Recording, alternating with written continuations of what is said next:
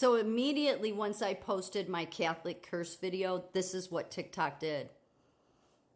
And they claimed it under authenticity and integrity, as if TikTok thinks that they have integrity. Not even close. But here's why. It goes to the very thing I was talking about in that video. First of all, I have every right, and I did appeal it, and I had to state why, and I said the First Amendment, of course. I have a right to my opinion. But what I said about the Catholic Church sitting at the UN, they do. What I said about them being the biggest denomination with the most child abuse in it, that's true. That they have corruption within their church that's ongoing and never fixed, that's true. So if what they are saying is misinformation, and you can see why, it says in a global community. TikTok, I don't live in a global community. You can call it that, but I live in America.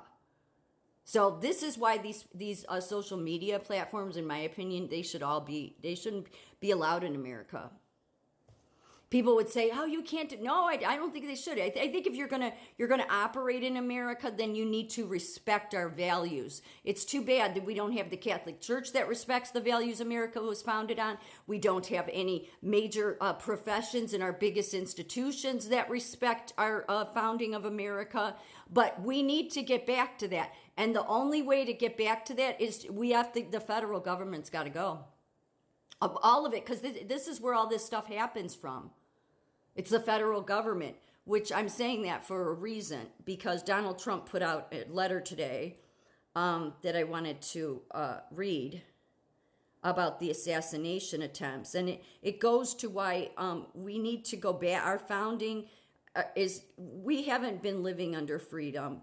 Most of us have never known what the kind of freedom that our founders wanted.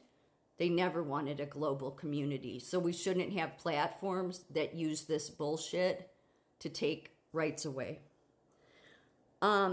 Breaking. The Kamala Harris and Joe Biden Department of Justice and FBI are mishandling and downplaying the second assassination attempt on my life since July. The charges brought against the maniac assassin are a slap on the wrist. It's no wonder, since the DOJ and FBI have been coming after me nonstop with weaponized lawfare since I announced my first historic campaign for the presidency. From Russia, Ukraine, Iran, impeachment hoax number 1, impeachment hoax number 2, to the lawless document hoax brought after an illegal and unconstitutional raid of my home, on which I am suing the DOJ for their wrongful acts, to the January 6th hoax in Washington, D.C., where the J6 Unselect Committee illegally deleted and destroyed all documents, the Manhattan DA's zombie case, the New York AG scam, illegally spying on my campaign, to censoring the Hunter Biden laptop from hell, which was criminally led by the fake 51 intelligence officials who lied and claimed it was Russian disinformation and Russian interference and disinformation, while the laptop was in fact Hunter Biden's, not Russia, and exposed Crooked Joe and his family for the decades of grift and many lawless, radical attacks against their political opponent, me. The DOJ and FBI have a conflict of interest since they have been obsessed with, quote, getting Trump, end quote. It's very difficult to trust the Biden-Harris DOJ FBI to investigate the assassination attempts due to election interference and the fake cases brought against me, including their control over local DAs and AGs. Shockingly, after the bullet went through my ear that fateful day in Butler, Pennsylvania, the FBI director went before Congress and falsely said that it may not have been a bullet, quote, it was just glass or shrapnel, end quote. A lie condemned by even my worst enemies. What he said was disgraceful, especially since it was witnessed live by millions of people, and he was forced to immediately retract.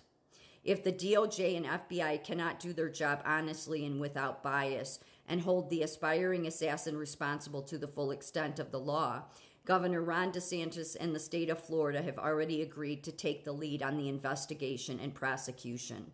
Florida charges would be much more serious than the ones the FBI has announced. The truth would be followed wherever it leads. And this next sentence I'm reading is all in caps.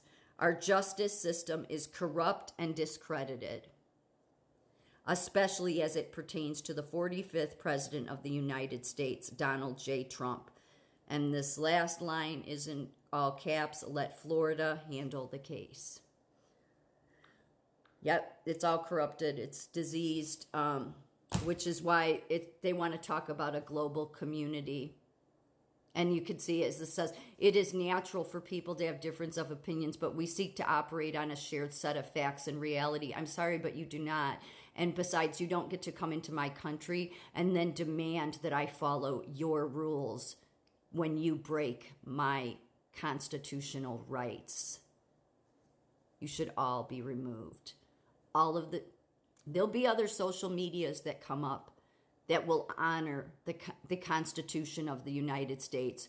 But all of this shit, all of these platforms that disregard our Constitution and the hard work our founders put in to giving us a free country, and the Catholic Church disrespects it.